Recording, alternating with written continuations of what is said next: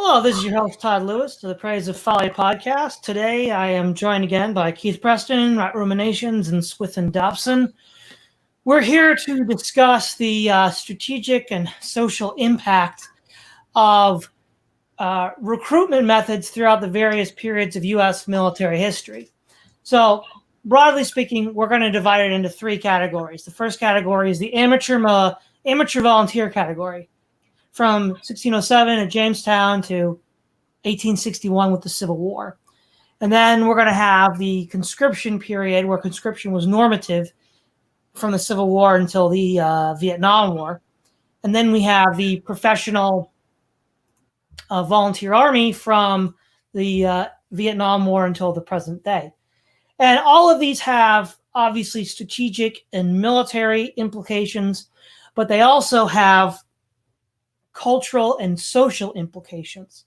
So let's start by defining what these regions are. The first period of history is primarily volunteer.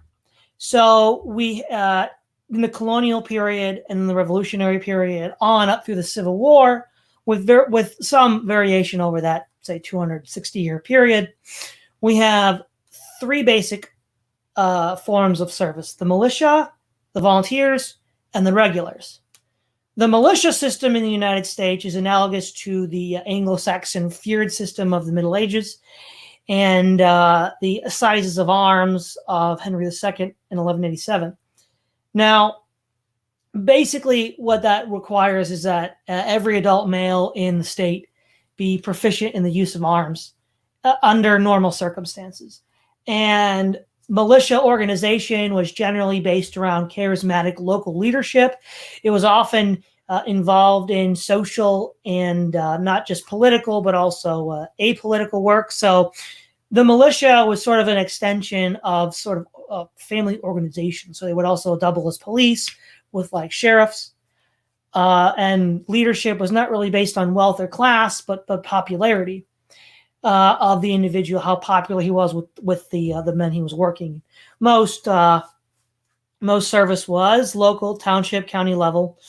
They had to provide for their own equipment, much like the ancient Greeks and Romans, though some provision was made for the poorer classes who couldn't afford that. And so, for example, if the militia were to be deployed against the Native Americans, there were three ways they would be done. There would be some drafting, depending on the state. There'd be volunteers, and there would be paid substitutes, people who were paid to take the place of the draftees. But all of these men came from the militia pool. Now, the militia has the traditional downsides of a militia from a military point of view are that it's often ill-disciplined, it's somewhat poorly organized, it's difficult to direct at a specific target. But by the same tokens, those can be seen as a strength. So as the British realized in the American Revolution, armed forces could just materialize out of thin air. And they're like, well, we didn't expect to find a body of armed men here. Now what? And they could just melt back into the countryside. And much as Alfred Thayer Mahan in his book, The Influence of Sea Power on History, points out with regards to the Dutch and the British and their merchant marine, having a large civilian merchant marine allowed them to sustain wars of attrition at sea because as they lost ships and sailors, they had a large group to recruit from, whereas the French and the Spanish, who built their navies sort of ersatz from scratch, once it was used up, it was used up. And the American militia system had a similar resilience. American military personnel in that early period could be lost in battle, but rapidly replaced. Then there were the volunteers. The volunteers were, rather than being a bottom-up, were more top-down in their recruitment methods. Local governments would pick from the militia base and call the volunteers to service. Now, the volunteers would usually sign up for about a year's service, sometimes longer. And they would also have some of the same complaints against them that the militia had: poor discipline, inexperienced officers, short enlistments. Now, obviously, short enlistments, from our point of view, it would be a feature, not a bug. That's why the United States failed to conquer Canada in 1812 and the Revolution. The militia just weren't going to go invade Canada. They weren't going to fight outside their state, and they weren't going to be deployed in a foreign country for months and years on end. And then lastly, there's the regular army.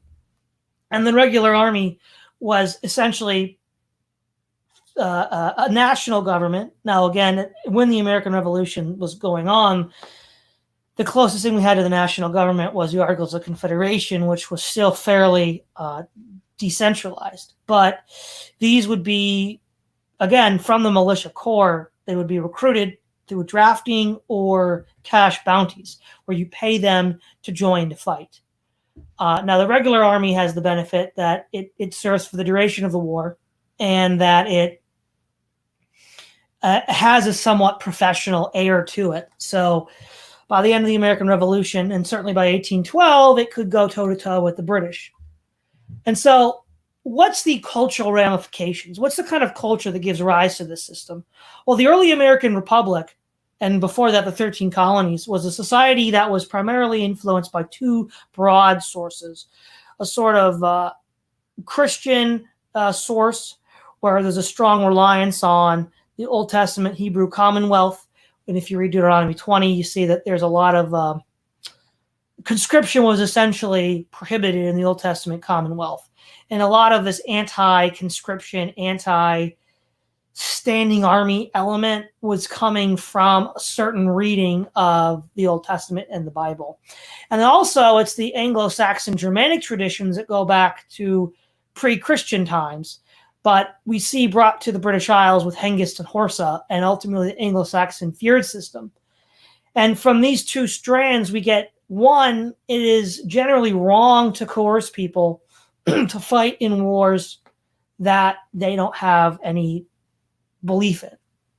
And also that standing armies are a threat to liberty. And so it's military culture is a product of civilian culture. So we see with ancient Greece and Rome, the sort of democratic republican systems led to the hoplites and the legions and a kind of citizen army, whereas the feudal system led to knights and lords. And so the sort of like Anglo-Saxon pre-Christian tradition coupled with the Christian tradition led to a culture of liberty that these people developed. Now, what are the positive effects of this? Well, there are limits on imperial expansion. We didn't conquer Canada for that reason. One of the reasons why the United States was so successful in Mexico, I think, is just because Mexico is a failed state. Almost anybody would have been successful against Mexico in the 1840s because of the great amount of domestic violence going on at the time that the Texan Revolution was only one facet of.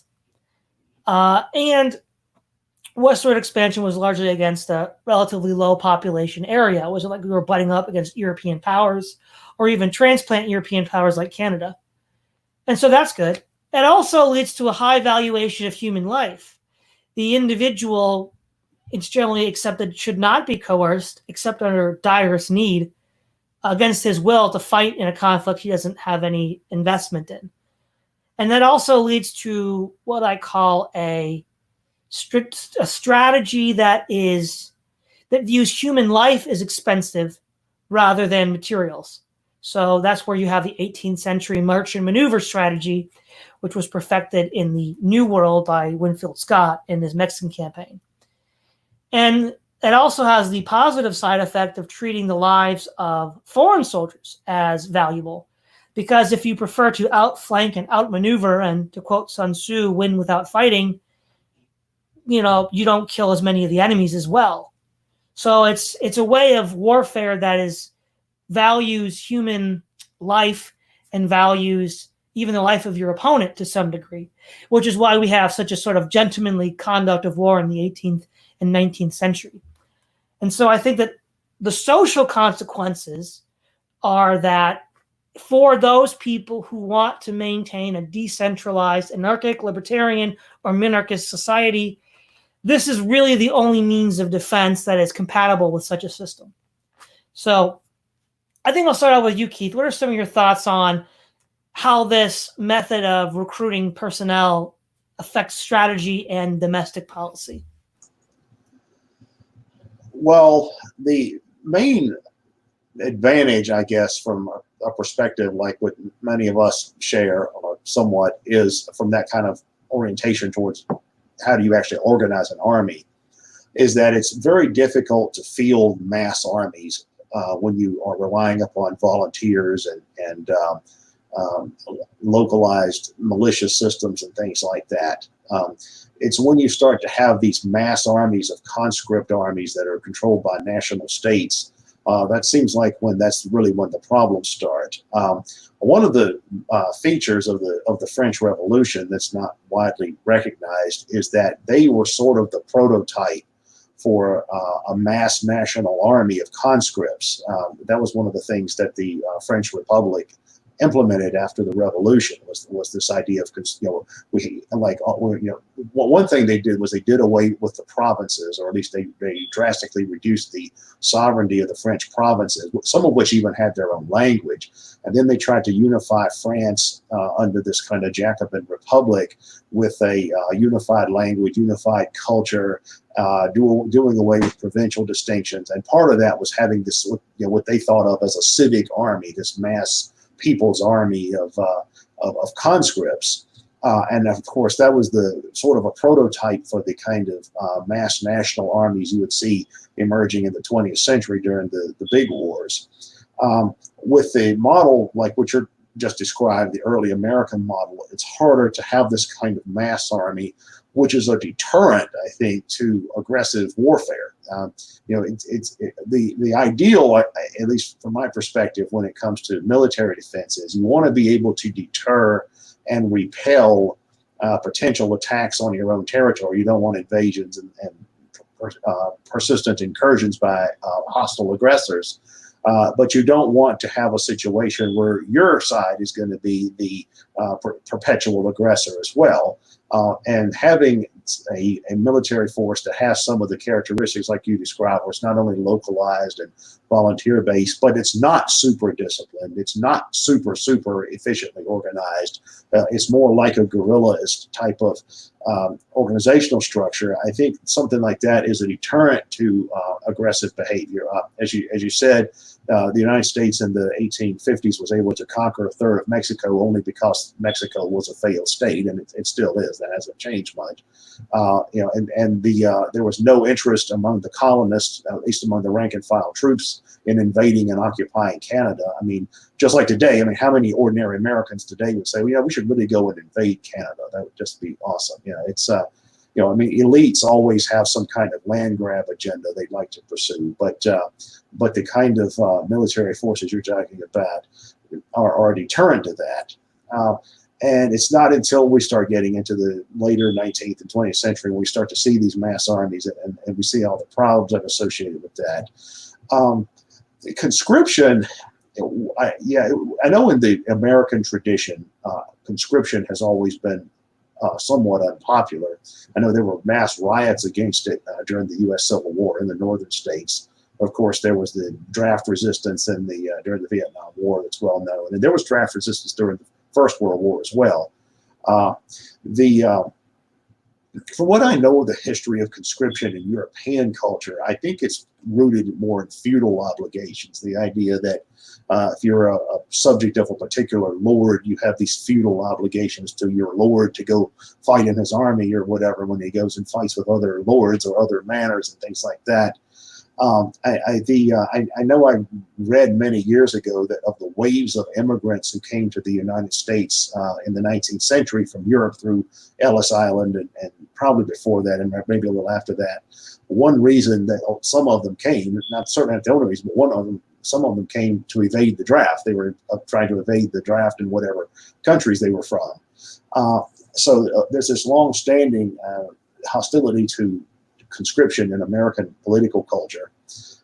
And as you were saying, it was never really a major feature of the United States up until the Civil War. And of course, now it hasn't been for about another 50 years since Vietnam. But it does seem like the system that existed in early America in the colonial period, the Revolutionary period, and pre-Civil War period is some sort of a happy middle ground between being able to have some sort of defense system on one hand, but not an offensive system on the other hand. Yeah.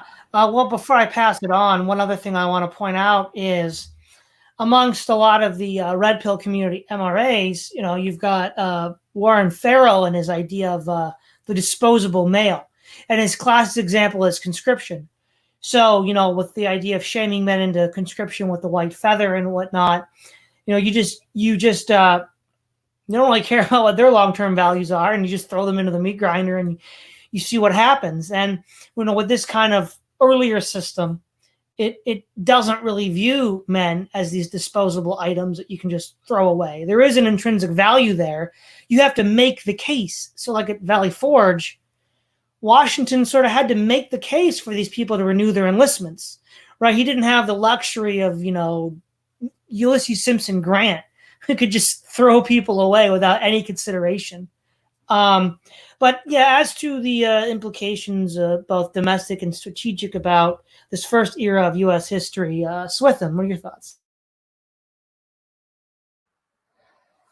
I was thinking with the comparison with conscription, that the volunteer militia kind of model potentially had, although my history couldn't back this up, it's a speculation, would have had a large impact on kind of the concept of kind of masculinity in such a society.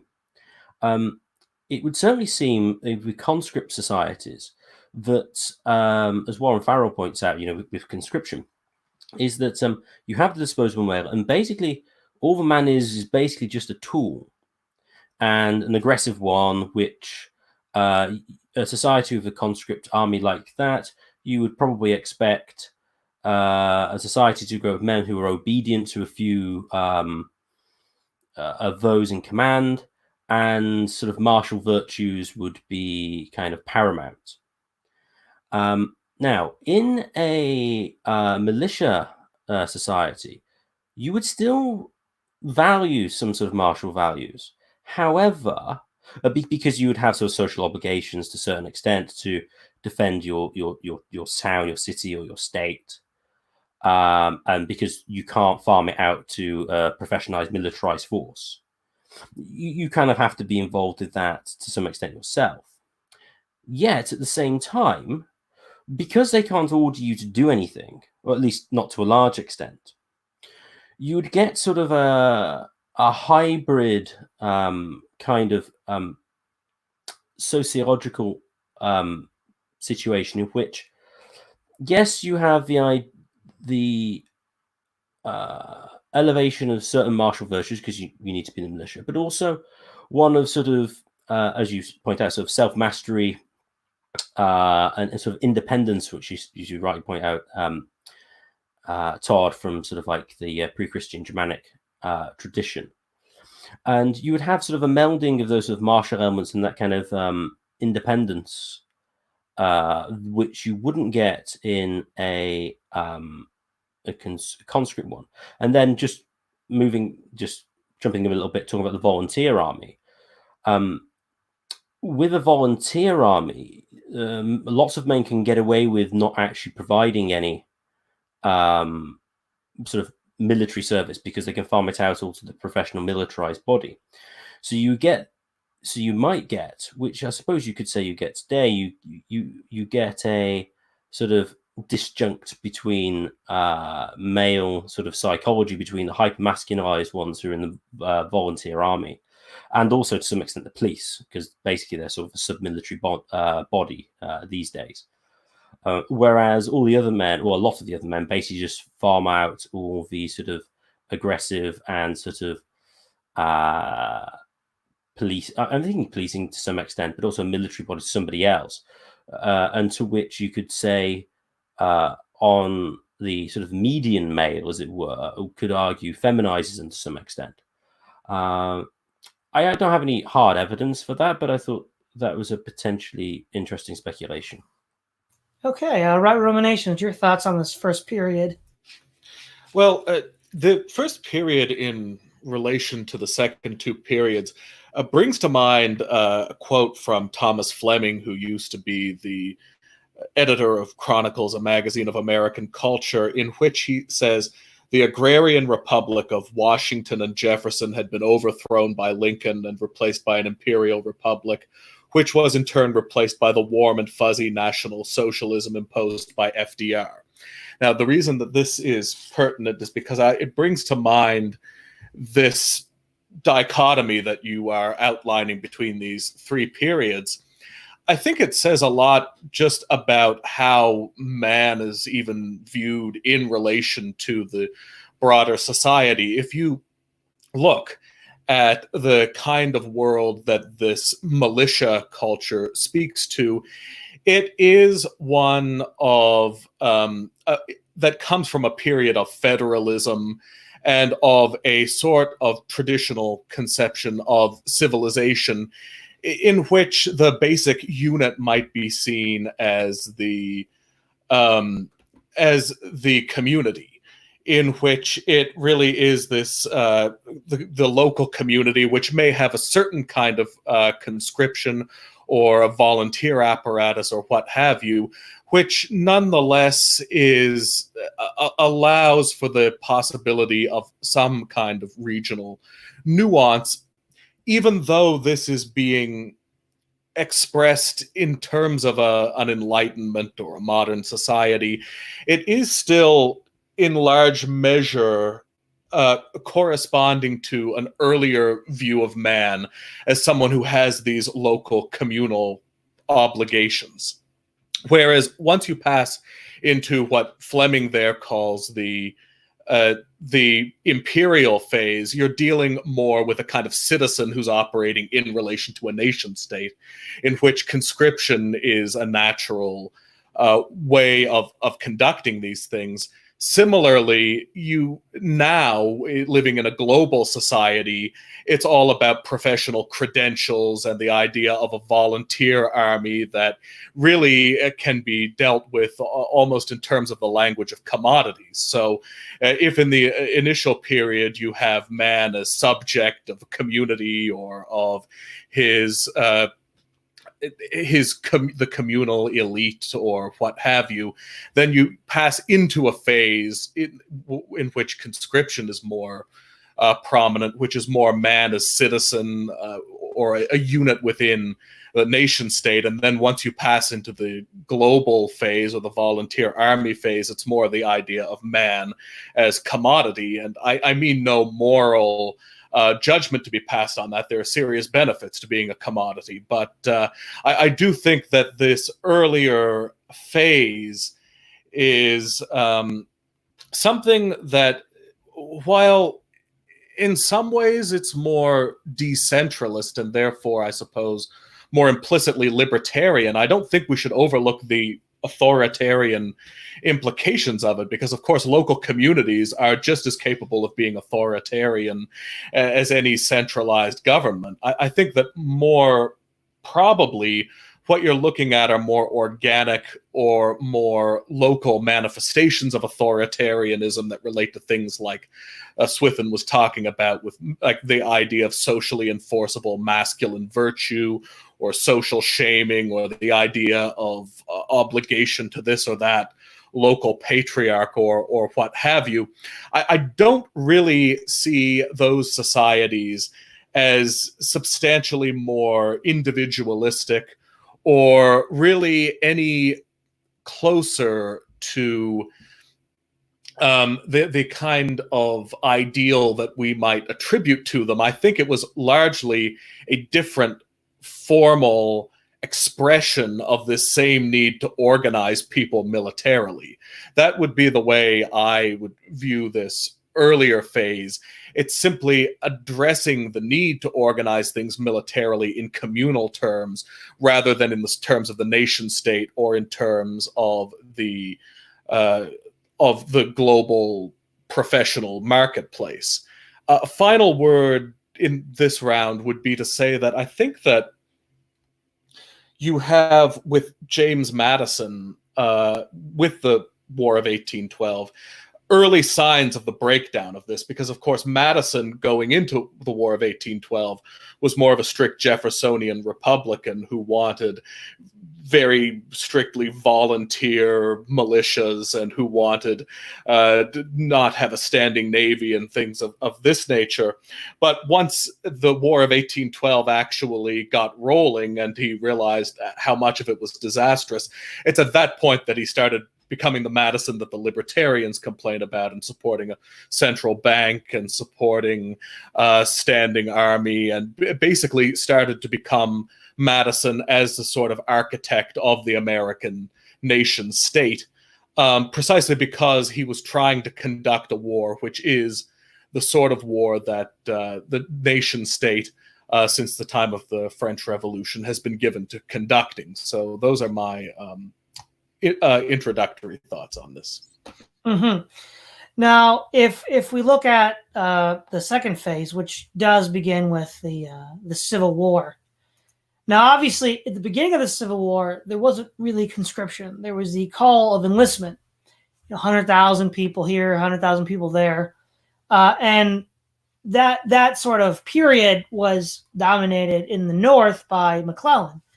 And a lot of his perceived overcaution was in part due to the fact that he knew he couldn't lose a whole lot of men and get them back easily, because it was still a enlistment quasi-volunteer force. Once conscription does become national, and it takes on more of a character that we see with the French Revolution, kind of revolutionary struggle with a conscript army, you still have the idea that you could have paid enlistments where you pay someone else to take your place, which basically privileged the rich against the poor in that regard, was not popular. A lot of people in the North did not think that even preserving the Union, let alone freeing slaves, was worth dying for. And neither did a lot of immigrants. Like with the riots in New York in 1863, a lot of them were Irish. And so there was a lot of internal struggle within the Union to crush dissent in order to streamline a conscription pipeline. And by the time you get to 1864, when Grant begins his overland campaign, the conscription pipeline is in place. And so these kinds of catastrophic losses that Grant was going to suffer could now be safely sustained by the Union because they could utilize their manpower resources. So what does this mean strategically? Well, in the amateur volunteer phase, manpower was expensive, but we didn't have a lot of capital. It was relatively low tech. So we compensated by maneuver and caution. And we see a lot of that with McClellan carrying on this sort of policy of Scott in Washington. But what conscription does, again, in this time of the Civil War and the Napoleonic Wars, it's still relatively low tech, comparatively speaking. It allows you to get sloppy. You don't have to have these, refined maneuvers that people like Scott and Frederick the Great perfected. You can just press all the buttons at once, hoping the other side breaks. And yeah, that's going to lead to a lot of dead bodies. So, for example, soldiers are depersonalized. They have dog tags. They have numbers. You're not an individual anymore. You're just, you're a number. And so one of the things that ends up happening is this is where we get the disposable male that Warren Farrell's talking about. You're not this citizen defending your country because you want to, because you have the freedom to do or not do so. It's you have to, or else you go to jail or you get shot. And so now we have this idea that you just have to go and serve whether you want to or not, which ultimately develops in like England with the idea of the white feather, where you shame someone into fighting in the war. And this leads to a lot of ugly externalities. One of the things is, now that manpower is cheap, materials are expensive. So, you'd rather have people die than machines break. So you have this cavalier attitude towards the life of the individual as such. And that also translates over into the enemy, which allows for battles of annihilation, where conscript wars are total wars. Everybody is mobilized for the fight. So men, women, and children are now considered military targets in a way that they just wouldn't have been in this prior, say, 18th century style. And so now you have wars of conquest and expansion. Now it's easy to mobilize manpower to occupy foreign countries. Then that creates the moral hazard of, well, now we're acutely felt in the United States with the anti-imperialist league and the war with Spain. how can we be a free people but also be an occupier? Now we have to use authoritarian measures to suppress foreign populations. And then the real danger is, as we saw with the Philippines and later the Vietnam War, that by lowering the cost of imperial expansion, we then subvert the rights of U.S. citizens at home, because what ends up happening is these soldiers, when they become demobilized, they become law enforcement. They become consultants to law enforcement. And then what ends up happening is these foreign suppression methods become used at home. And we see in the 90s with Waco and Ruby Ridge sort of the worst examples of that in U.S. history, where, yeah, we used similar strong-handed tactics in Vietnam, so we'll just use it at home, which ends up subverting the actual rights of the citizen of the United States in the first place. So these policies end up creating a negative feedback loop, which ends up subverting the rights of the citizens at home. Now, what does this translate socially? Well, socially, it means the same thing. You know, we had a lot of the boom of industrialization post-Civil War led to this cheap view of the working class, where corporations could just kind of grind them up. It's like, well, there's more where they came from. We've got the immigrant ships coming in. You know, we can hire Pinkertons to shoot them up. And also, in general, this has led to a view where Americans view life as less valuable. You know, a lot of times it's like, well, you know, you see this again with movies and film and novels where the bad guys, you know, whether it's like revenge flicks with gangsters or whatever, you can just use unlimited violence on somebody as long as they're identified as, quote unquote, the bad guy. And without any consideration of the fact that even those who are guilty of crimes, the Constitution prevents us from being afflicted with cruel and unusual punishments. Even if you are a criminal, there are certain things that are just not proper to be done to a criminal. But socially, this creates the precedent that, well, hey, if you're the bad guy, you know, whatever it takes, it doesn't really matter, you know, what rights you may have on paper. We're just going to do whatever it takes, no matter how cruel and inhuman it is.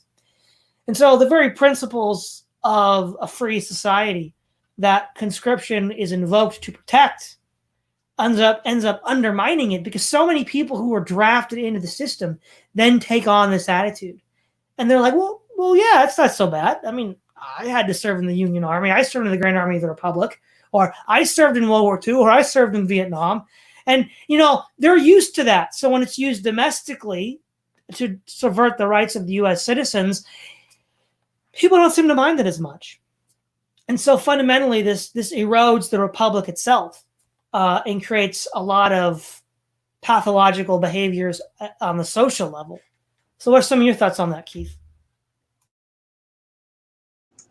Well, there's a lot of things I could say about the U.S. Civil War, many of which are fairly heterodox certainly from the mainstream narrative. But I know when I was in graduate school, I did 2 rounds of graduate school, one in history and one in sociology. And when I was in graduate school, I started developing a number of theories about the real impact of the U.S. Civil War on U.S. society. And I tend to view the U.S. Civil War as the French Revolution of America. You know, like what essentially happened was that the Civil War brought the French Revolution to the United States. I think the American Revolution was probably more, maybe if we want to make a rough analogy, it was more like America's Glorious Revolution or something like that. You know, I don't know if that really works or not. But what happened in the American Civil War was you essentially had this idea of a centralized national state that eroded provincial differences and worked to eradicate the remnants of the old order, the old traditional order. And included in that was things like the creation of mass national armies through conscription and things of that type. And along with that was the rise of the merchant class, you know, the bourgeoisie, as the Marxists call them, or whatever, as the dominant class. I mean, that's what the Union side of the U.S. Civil War was. It was the triumph of the industrial mercantile bourgeoisie over the Southern agrarian interest. It was the eradication of the traditional Southern culture, which was closer to being a traditional European society. It was the creation of a central national state and a mass army and all those kinds of things. It was also prototype for the kind of total wars that we saw happening in the 20th century. The idea that the whole, it's not just a battle between armies, it's a battle between societies. And it's not just about fighting for territory, it's about fighting for ideologies, almost like a war of religion or something like that. That's kind of what the American Civil War was. It was an ideological war. In fact, even on the famous song, the Battle Hymn of the Republic, I mean, that's really a Northern battle hymn that sort of has a quasi-religious dimension to it, but if it's really just a war song, but they're glorifying the cause of the war as sort of a religious mission, and that, I think, has the effect of really putting the nails in the early American republic, the idea of this localized republic with local militias and local sovereignty and things like that, and gives rise to just what Todd was talking about, which was this future post-Civil War society that was dominated by Northern capitalism and Northern industry and all of these kinds of things, and the growth of this kind of proletarian class.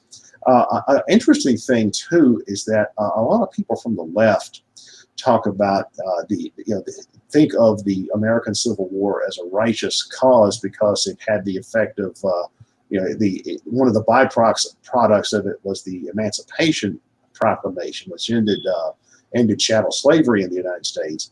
But parallel to that, another question is, where did the Union armies go after they put down the rebellion in the South? They started going to the West and expropriating the Native American nations. And then where did they go after that? Well, they continued to expand into the Pacific and seized Hawaii and the Philippines and these other places. And then where did they go after that? They went to the Caribbean and took Puerto Rico. So the defeat of the South by the Union armies was really a cornerstone in the building of the modern American empire, which is interesting, an interesting thing to consider. But I think everything Todd said is largely correct in that it created this kind of ethos of where the United States is not just this federation of local political units, provinces, or states. Instead, it's now this national state with this nationalized ruling class, and along with that is a national army based on these kind of civic republican values that come out of the French Revolution. And it's essentially the exportation of the French Revolution to the United States. I mean, it really is the triumph of Jacobinism in the United States. I actually had a professor once. He was a very hard liberal, well, he studied under Eric Foner, the Marxist historian, and he went to Berkeley in the 60s. So, I mean, that says all you need to hear.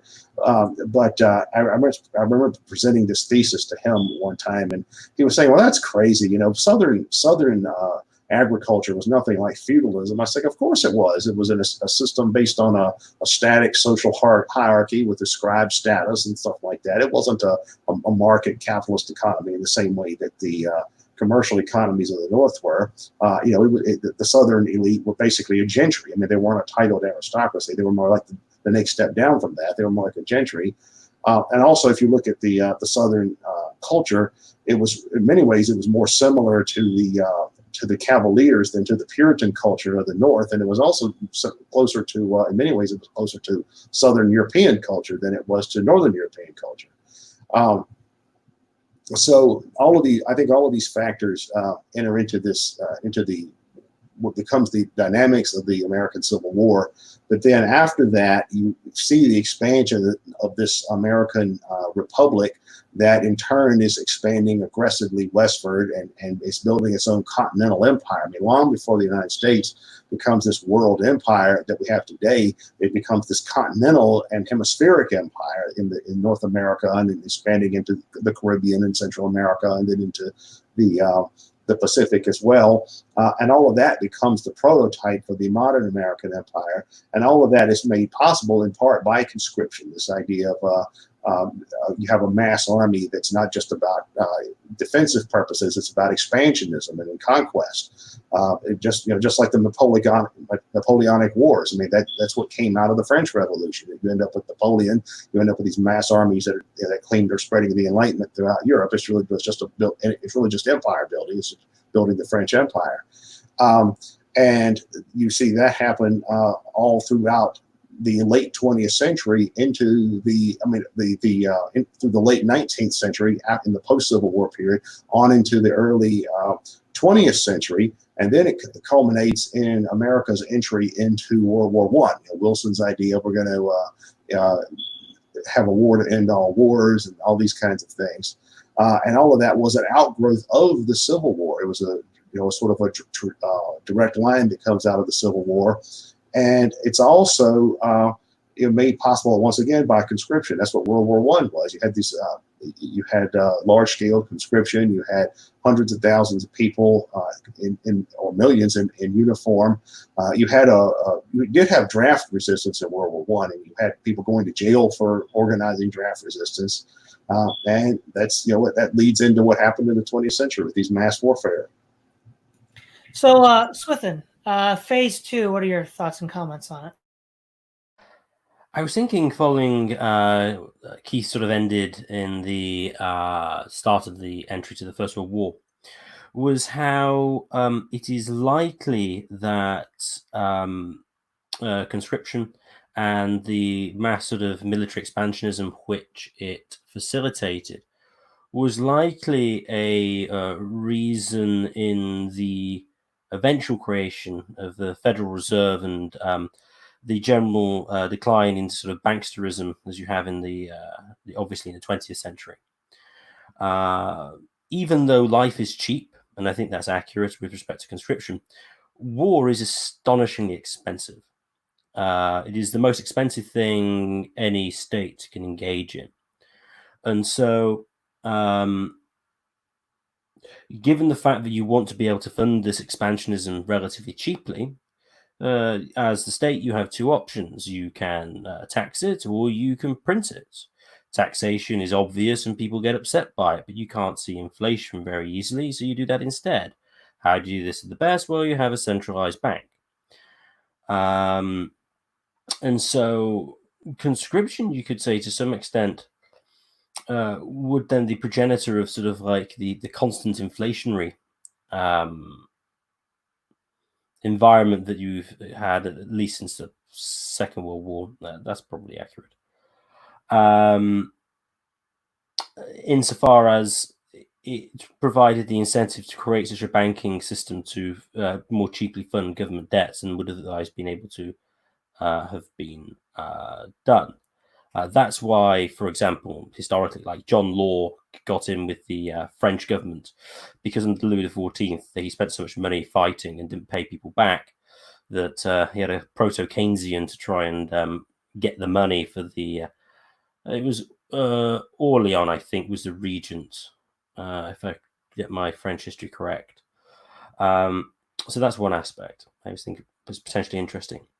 Now, related to the idea that you have the disposable male in conscription, I think you could argue that in a way conscription leads to a more modern conception of the individual, insofar as, because they are seen by the state as a part of this huge collective body, which is the entirety of the United States, which they may not have direct ties to because it's not local in any certain respect, and it's kind of imposed from above.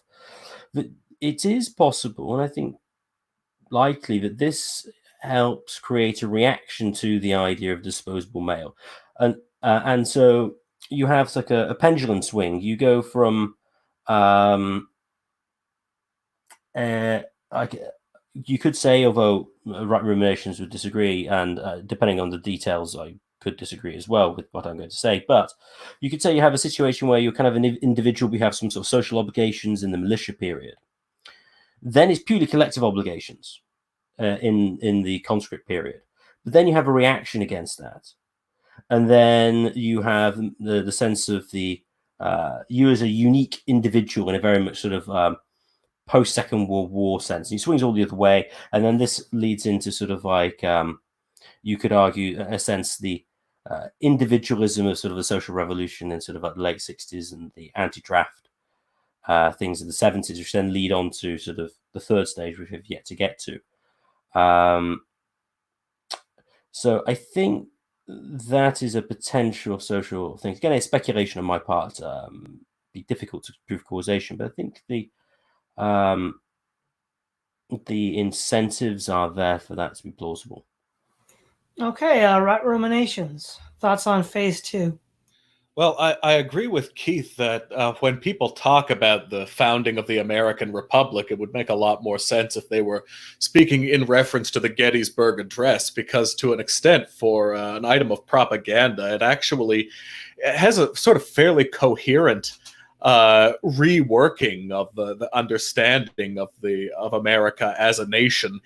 In some ways, I'd say that it sort of traces an idea of America as like a Lockean analog to the Rousseauian French Revolution, but it definitely recasts it in terms of this idea that you even see interpreted now by modern conservatives who favor the side of the North. I remember reading an article by Dan McCarthy in the American Conservative saying that, based on his reading of the Gettysburg Address, that the American Revolution actually consisted of overthrowing the king in the separate colonies and then replacing that monarchical government with a new government entering into a state of nature. And it's very abstractive, but I think there's clear evidence that that's not the way it was viewed at the time of the American Revolution, when these states clearly seceded separately. They had their own declarations of secession and so forth. I think that what you really have with the American Civil War is the reconceptualization of America along the lines of a nation state. And I think that even if maybe the spirit of the American Revolution was more Lockean, I think that theoretically speaking, the understanding of America that you have in the American Civil War is more philosophically Lockean, and that it has to do with this idea of this abstract set of rights that are to be enforced by this contract, which is overseen by a national government and so forth. But I'm of two minds of this. And one reason is that the South, which was trying to get away from this model, also had conscription. And I remember reading somewhere that the South actually introduced conscription first. So to an extent, this theoretical reworking of the American Revolution and the Civil War is a byproduct of its time, in that once you have these two separate bodies who, because they're in proximity to one another, have to start viewing themselves as competing nation states, that they're going to be more given to things like conscription. They're going to feel the pressure of the competition of with respect to one another as states qua states. So in this sense, I think that, yes, we do have to look at the theoretical element of how did America come to change its understanding of itself. But when you realize that the South also had conscription, you have to kind of look at it also in terms of was this theoretical, or was it also just due to sort of rising up to the circumstances of the time? I have to also wonder if it weren't for the comforts of modern capitalism, of modern corporate life, and the sort of era of plenty, and if it weren't for the threat of nuclear weapons, would we not still be in something closer to that era of mass conscription and of this sort of nationalistic understanding of military configuration? Would that not still be the default? Obviously, that's a counterfactual, and I don't have an answer to that. What I would say is that this is that phase in which conscription is the norm. National conscription in American history is the part of history that most conservatives look back to. So when you hear libertarians say attacking conservatives, or if you hear like Paul Gottfried, for example, talking about America as having this tradition of as being a nation state. Well, that period from the Civil War to, say, Vietnam is the period of the American nation state, and it's fairly easy to outline that in terms of the prevalence of national mass conscription. I think that it is also, and this is something that maybe some Marxists would be delighted to hear me admit, I think it probably is also something that overlaps with the period in which America was most conventionally capitalistic, according to the sort of stereotype. So while I'm not anti-capitalistic, I mean, if you're looking at it sociologically and not overly theoretically, there is probably a correlation between mass national armies and conscription and the sort of golden age of what we might think of as capitalism, in the sense of having a successful merchant class, of having a fairly substantial bourgeoisie, and having capitalism that is workable, minus some of the kind of millennial pangs that are now associated with capitalism. It also seems to have this military feature. So to kind of muddy the waters, and it does seem to me that the period of America that paleo-conservatives look back to is actually much more heavily featuring conscription than the period in which the neoconservatives have become ascendant, in which there hasn't been any conscription. So there's sort of irony there, but those are my thoughts on that period. Yeah. So phase 3 and the final phase is the professional all-volunteer army. Now, obviously, conscription has its benefits, but one of the downsides is when you send people over and they come back in body bags, as we saw in Vietnam, and especially when that loss falls disproportionately on the poorer classes, because the wealthier classes can pay for people to take their place, it leads to social unrest and instability, and it begins to make it more difficult for the imperialists to have the wars they want. And so, well, it is a win in a sense that we do have a volunteer army. It's become a kind of like global mercenary force that can sort of just be deployed anywhere. And because nobody really knows anybody that's in the armed forces, or if they do, it's because they chose to be there. And they're not under duress. The cost of going to these conflicts doesn't really come home. It does in the sense that we have militarized police forces from people who did, pacification in Iraq and Afghanistan, doing it in the United States. We have that, but cause and effect isn't clear to a lot of people. So they just don't feel it. Now, the difference is here, recruitment methods tend to be related on self-interest. The idea that, well, look, we're going to give you skills, technical skills, leadership skills, so that you can be an effective leader and make a lot of money on the stock in the marketplace once you leave the army. And since American soldiers generally don't die at very high rates, it's somewhat of a good deal, it would seem, for a lot of these people. And now that people are expensive again, what becomes cheap is capital. It's now a capital-intensive conflict.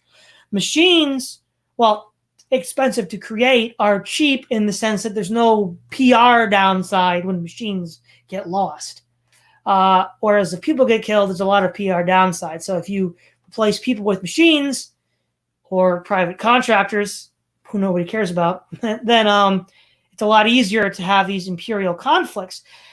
And, well, obviously, without the countervailing force of the Soviet Union, checks to U.S. Imperial expansion were unlimited. The unlimited nature of that expansion is also, I think, directly related to this all-volunteer force, in the sense that now we don't really care who dies overseas as much because we don't feel it much at home. And furthermore, the cost of making war isn't felt by the population. Nobody has to, go through rations and bread lines and buy bonds like they used to in World War II or the Civil War. So it allows for perpetual war, for perpetual peace. It really is the dream. And the great fear of all the founders and of all liberty-loving people of a standing army is now a fact. We have a professional standing army that is highly trained, highly motivated, loyal first and foremost to the people that pay for it, rather than the citizen body. It hasn't yet been used against us, at least not systematically. We might point to issues like Waco, but it's creating a lot of the material conditions that existed in the late Roman Republic with the armies of Marius and Sulla and Caesar and Pompey, who were loyal not to the state, not even to the American people, but to who could pay them. And, you know, will we go down the same road? It's hard to tell. But that's one of the moral hazards there. And so what has ended up happening is that the professionalization of an all-volunteer force has had the unfortunate side effect of making perpetual war very easy, contrary to the original intent of someone like Milton Friedman, who was actually hoping to make war more expensive, because you basically have to pay for the soldiers. So it does go to show how even someone like Milton Friedman, who wanted to reduce all these conflicts, you know, that policy ended up not having that result at all. Keith Preston. Oh, one more thing before I go on is this professionalization has led to a hardening of social life. So if you look at the history of Athens, of the United States, and how we taught history, you know, Athens, democratic Athens, you know, commerce, philosophy, politics, that was what we focused on. Now pop culture and history, it's all Sparta. You know, you got 300, you got all Sparta this, Sparta that. The police, sports teams, and the army all use the lambda. We have this increasing militarization where we don't value the high arts and the finer things of classical civilization.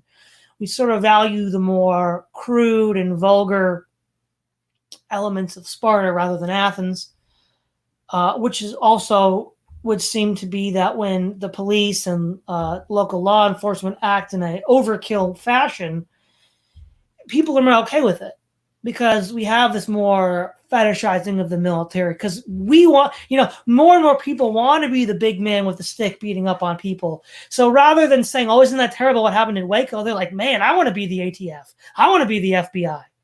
And so it ends up creating this perverse incentive where a lot of the civilian population wishes they could do that. And because it's a volunteer force, it creates the illusion that they could, under some circumstances, join it. And as economic opportunities decrease across the board, that becomes far more attractive than it used to be. And so we see how the erosion of the Republic continues with this professionalization. Again, a fear that all the founders and colonial leaders had from 1607 to the Civil War. So Keith, what are some of your thoughts on that? There's a lot of stuff I could say about this. I'll try to be brief since we're running out of time. But I do agree that the period between the Civil War and Vietnam, that 100-year period, was really the period of the unified American nation state. And in fact, you see the reconciliation of the North and South with the conscious effort to reconcile the two in the late 19th and early 20th century that was largely successful. For example, today, some of the strongest American nationalist sentiment is actually in the South. And I know when I grew up in the South in the 70s, and I grew up about 30 minutes from Appomattox, and the way that most people around me viewed the conflict between the North and the South was like the blue-gray game or something. It was like a football game. But as far as the Vietnam War and the all-professional army that we have that came out of that, one interesting thing that I think has to be pointed out is the question of why was there an anti-war movement and why was there an anti-draft movement in the late 1960s when they're in Vietnam, when there hadn't been one, a mere 15 years earlier during the Korean War. And I think that an important issue is that generation, the draft age generation in the 60s, was the first generation to come from a post-scarcity culture. And I think that the fact that you had a post-scarcity culture economically in the 60s, certainly in the United States and a lot of other Western countries too, that made all of the kinds of social movements that came out of the 60s possible. Not only the peace movement and the anti-draft movement, anti-Vietnam War movement, but also civil rights and gay rights and women's rights and environmentalism and disabled people's rights, all the things like that came out of that time period. Because when you live in a society where everybody is struggling to get food, people don't worry about these other things. It's kind of like Maslow's hierarchy of needs. Once you've got your food supply and your room and board and all of that kind of stuff, then you can worry about what your position is on social questions. And because that generation, people who were, say, 20 years old in the late 60s, was the first generation to come from a post-scarcity culture, they were able to give thought to this in a way that other past generations weren't. I think that was a big part of it. As far as the long-standing impact of the draft resistance and anti-Vietnam War movement, I think it's really shaped American society in a really significant way, in the sense that it basically made the draft politically impossible. I mean, no politician today would run for office saying, yeah, what we really need is the draft. Somebody like that certainly would not win an election. And also it made imperialist war unacceptable if there's any cost to the American side. As Todd was pointing out, very few Americans today would be willing to put up with things like fuel rations and sugar rations and all of the kind of stuff that happened during the past wars. Even after September 11th, even the Afghan war, Americans started turning on that war as soon as there was any sight of blood. People were like, wow, people actually get killed in wars? Well, that's not cool. That's not how it works in the video games.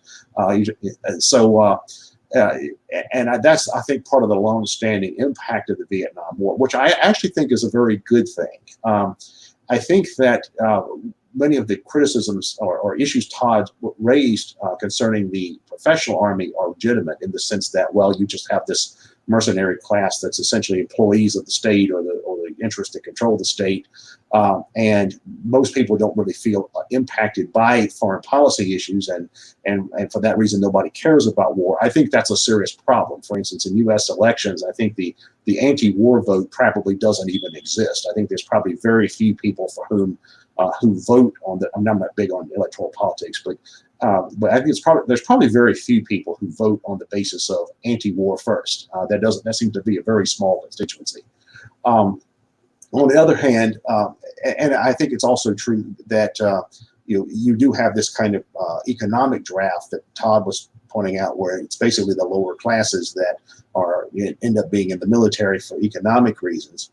But I think even with those problems, even with the problems that we have with the all-volunteer army, I still think it's superior, not just on the libertarian grounds of volunteers versus non-volunteers, but also it still imposes certain constraints on the state that they wouldn't otherwise have. I think that if the United States in recent decades, if the United States, under the leadership of people like Dick Cheney and Donald Rumsfeld and Hillary Clinton and Madeleine Albright and Samantha Power and some of these figures, if they had had access to mass conscript armies of the type that we had back in World War I, World War II, Korea, Vietnam, where, keep in mind, in World War II, we had 16 million people in uniform, with less than half the population we have today, which would be more like 30 million people in uniform by today's standards. Imagine the neocons in possession of an army of tens of millions of Americans with the kind of military technology that the United States has today. Like a lot of the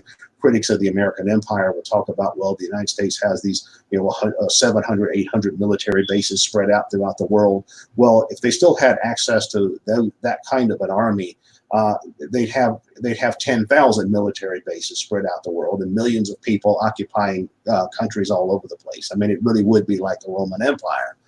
So I think even with all the problems with the professional army, it's still minuscule compared to what it would be if the old pre-Vietnam War era ethos still existed. I think the discrediting of the foreign war in the eyes of most people, if it requires any sacrifices on their side, the discrediting of the draft politically, I think it's actually had a restraining effect on American foreign policy that otherwise wouldn't have been there if it hadn't have been for that kind of change in the cultural ethos. And one thing that I always think is interesting is that the anti-Vietnam War movement and the anti-draft movement are not commemorated in the American civic culture today in the same way that all the other movements that came out of the 60s were. For instance, we now have a Martin Luther King national holiday. We have Gay Pride Month. We have, the Women's March. We have we have Earth Day. We have all kinds of movements and holidays and commemorations that celebrate all the social movements that came out of the 60s. And the reason for that is that all of those have been co-opted by the state and incorporated into the system's civic religion. But we don't have that for the anti-Vietnam War movement. We don't have, a day of celebration for the anti-Vietnam War movement. We don't have a day to honor draft resistors. We don't have a day to, we don't have statues in elementary schools and streets named after anti-war leaders like, David McReynolds or David Dellinger or Abby Hoffman or somebody like that, And the reason for that is I think that the ruling class or whatever views that as an embarrassment. They look at it like, this was a time when, we really got our whatever's handed to us by a popular uprising against an unpopular war. And I think that's an important difference that a lot of people don't really seem to ever notice. Okay, Swithun, phase 3, thoughts? Briefly, I think the phase 3 leads into the idea that, as you said, like any death is a catastrophe for the US military for PR relations, whereas previously it wouldn't have been.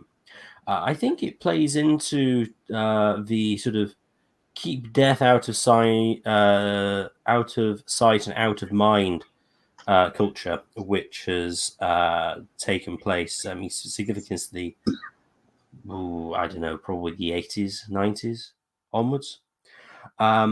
Which I think possibly has informed to some extent the response to coronavirus. You said that they will no longer submit to rations, etc., for a war, but they will submit to it if they claim that everybody's going to die of some disease. So it's not that they won't put up with stuff; it's just different. It's for a different goal that they will put up with it for. And I do think that's I do think that certainly plays into it. Todd, that's you. All right, Ruminations, thoughts on phase 3? I think that phase 3 and the changes that it's brought that we've been talking about are due to a number of different circumstances, not all of them intentional. One thing I think that is correct that we've been talking about is just that there are these comforts in the material circumstances where people simply would not be willing to put up with certain things that they put up with in the past. That if you take people who are accustomed to a certain standard of living and then tell them that they have to camp out in Vietnam for 5 years, then they may not be entirely happy with that. They haven't been really happy with that kind of idea, I think, for a significant amount of time. There's also the factor of nuclear weapons, making it less feasible to have a situation where there are these massive wars taking place between first world nation states who are at one another's doorstep sending troops over their own borders. It makes it much more awkward to do that, to say the least, when you're dealing with two nations that both either have nuclear weapons or have friends who possess nuclear weapons.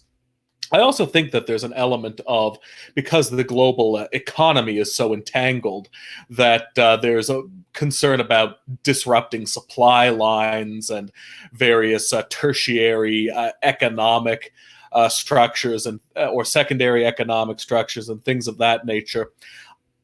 As I said earlier, it's impossible to tell to what extent the old order would have been able to stand minus these factors, that whether or not these changes are intentional or ideological or due to a new form of government, or whether they are deterministic and largely due to the quality of the situation and the global realities. I would say that, like Keith, I'm actually fortunate. I am grateful for some of the benefits of being in this paradigm, in that at least it means that one will be relatively assured of a certain degree of you might say, security. But on the other hand, I have to wonder if, like Todd was pointing out, if this doesn't serve as this comfort, and this lack of immediate threat of conflict doesn't provide the pretext for having a situation where more power is handed off to this professional class, where the population is congenitally weakened. So it is a two-edged sword, and I guess it relates to the broader question of, is a comfortable post-scarcity society actually capable in the long term of standing up for its own quality of life and for the boundaries of its own freedom, which is something that only time will tell. But in the meantime, I can't help but be grateful in some measure for the immediate sense of stability that perhaps awkward reality may provide for. All right, we're out of time now. Thanks again, Keith Preston, Swithun, and Ruminations. This is Tyler Lewis of the Praise of Folly podcast, signing off.